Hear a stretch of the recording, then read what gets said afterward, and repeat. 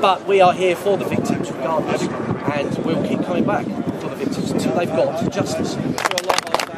Actually, there's some here. There's actually the parent, father and the mother of a young woman, the young girl who was groomed and molested by a paedophile gang. And when he went to the police, they arrested him for race.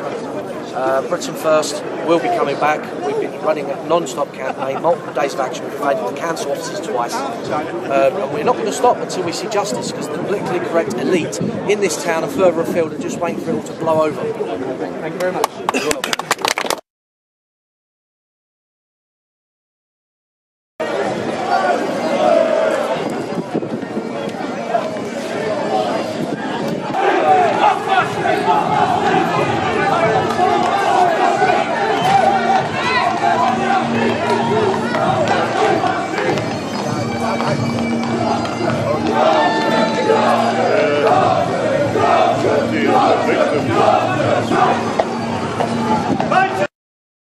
Because Britain First is a movement that respects the sacrifice made by millions of people to make this country great and to hand it down to future generations of our people. And we want to keep that heritage, we want to preserve our country and hand it down to our children and grandchildren. That's why Britain First. This, ladies and gentlemen, is a genuine war hero. And do you know what? He's lost both his legs, but he's here today. He's marched beside us. We are the best this country has to offer. Our people, Britain First people, are willing to sacrifice their lives to defend this country.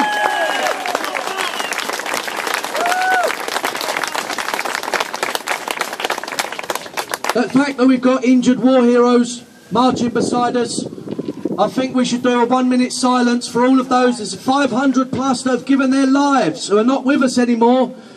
And also a minute silence for the estimated 10,000 homeless ex-forces around the country. 10,000. And yet Cameron's just announced we're bringing over 1,000 more of these Syrian refugees, while our own war heroes are on the streets. For inviting me. I'm very honoured to be here. I'm very emotional about all the flags and that. I never thought it'd be like that with the Union Jack. But you fellas are doing your country. So I'd like to start, as I always do, I'd like to start by saying thank you to everyone here. And do you know what? Actually standing here, I actually feel quite choked up, because we've been here a few times now and it's such a wonderful sight. I can see so many familiar faces. I know a lot of you are locals, and this almost feels like home, genuinely. I mean, you can probably hear that I'm from London. I don't think I can disguise that. But we've spent so much time here, and this is such a sad and contentious issue that I really feel like we're living it with you, and I'm really, really pleased with other events. It must be really difficult actually for the people of Rotherham, because so many victims, so many, I mean 1,400 that we know of came forward. That's just that came forward. How many didn't? How many took their lives? How many turned to drugs? You know, how many have never come forward with their story? But 1,400 alone will affect everyone. Everyone in this town, everyone. I mean, the average secondary school, now let's cast our minds back, because I know some of us will have to think back a bit further than others. I think these gentlemen here won't have to go back as far as I do, but can we all remember our first day at secondary school? Not that long ago, not that long ago. Do you remember looking around and thinking, my God, there are hundreds of children here, and I'm just one small child in a huge school. The victims that have come forward could fill 2 entire secondary schools. That means you stand in your secondary school, every single one of those children would have been tampered with, raped, tortured, doused in petrol by Muslim grooming gangs. That's the extent of this scandal. And these police that have turned out in force today should have turned out in force 16 years ago. This argument, you may have seen. We went to visit the taxi drivers in Rotherham. Yeah. I tell you why we went. Because I couldn't believe it. I could not believe that the media are portraying this as a select few Muslims who aren't devout. Real Muslims, they say, wouldn't condone this. So I thought, okay, well, here we go. Let's see the hordes of Muslims take to the streets and protest. No one did. No one did. Do you know when they protested? When the council said you have to put a CCTV in your car so that the kids don't get raped in the back of your taxi. All we want is a CCTV camera in that car watching the kids. What did they do? They came out and said no.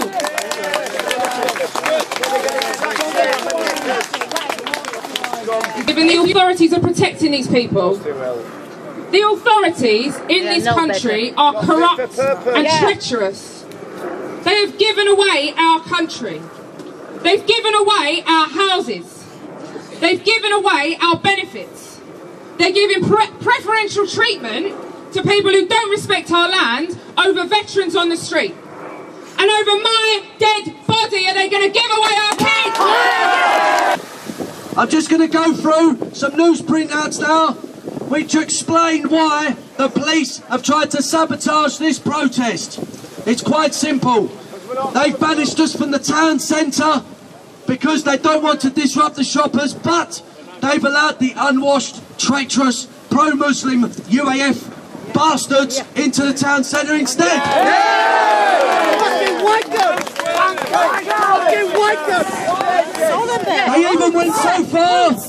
They even went so far to say we couldn't use that raised platform over there.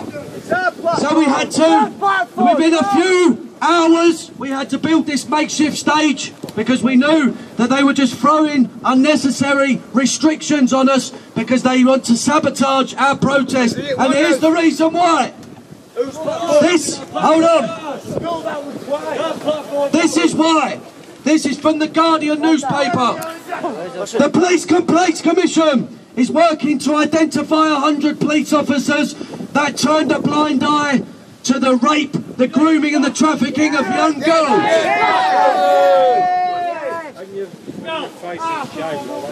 The next one, this one from the Daily Express.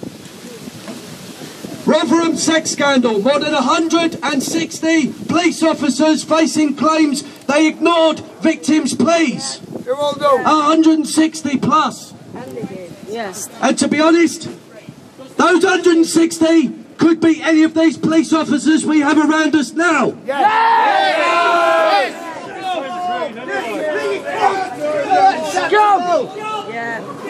There you go for the Daily Mail. More than 100 Rotherham police officers investigated. No, we haven't got to the best bit yet. There's a video from the Star local paper. Rotherham Police Chief explains why no staff disciplined for abuse scandal. Who? No police have been disciplined over the abuse scandal. Wow. Why? And that's for the police chief. I think it's worse than yes. Hold on, but that's not the cherry on the cake. The cherry on the cake is this. Police chiefs took 120 grand bonuses while Rotherham grooming scandal unfolded.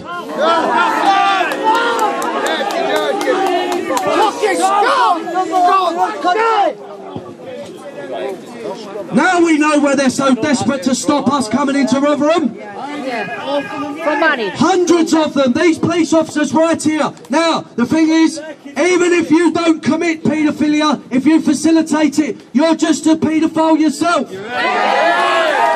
What's happening? I said it to all of the reporters earlier when you was all huddled round, and I said 1,400 children we know about have been raped and groomed and tortured, and yet there's only been a tiny handful of investigations, a tiny handful of resignations, a tiny handful of arrests. Well, that's not good enough. No. They come in and they close the council down. They kicked out all the local Labour councillors who were up to their neck in it.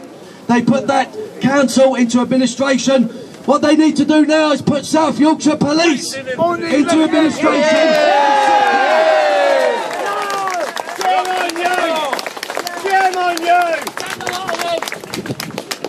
Why are these people so scared of Britain First coming here and providing a platform for the British people of Rotherham to come out to the streets and vent their anger in a sensible way? It's because they want to just let the whole thing blow over and be forgotten about. That's why they're not doing anything. They're playing for time. The last Britain First protest was a year ago, and here we are again. We're here. This is the third protest we've held in the town. We've invaded the council offices multiple times. We've held days of action in this town, and we won't stop if this takes us 20 years to make our children safe in this town.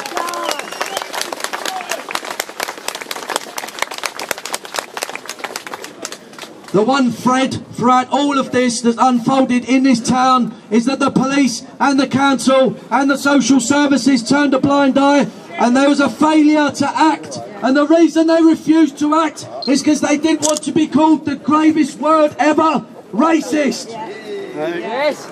They allowed paedophilia on a massive industrial scale to continue because they didn't want to be called racist. What a bunch of spineless, gormless arseholes!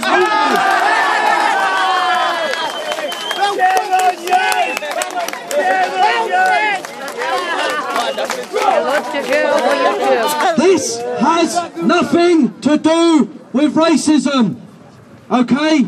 We've got ethnic minorities here today, I can see them.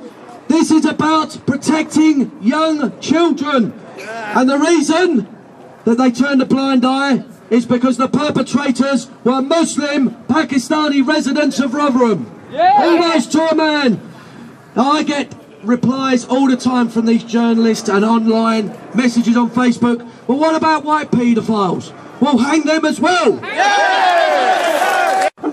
But we're here today because we care, because we love our country. We love those 1,400 victims. God bless them. Imagine what they've been through collectively. Who's there for them? No one but us, you, here today. You're the ones who come out. You're the ones who should be proud.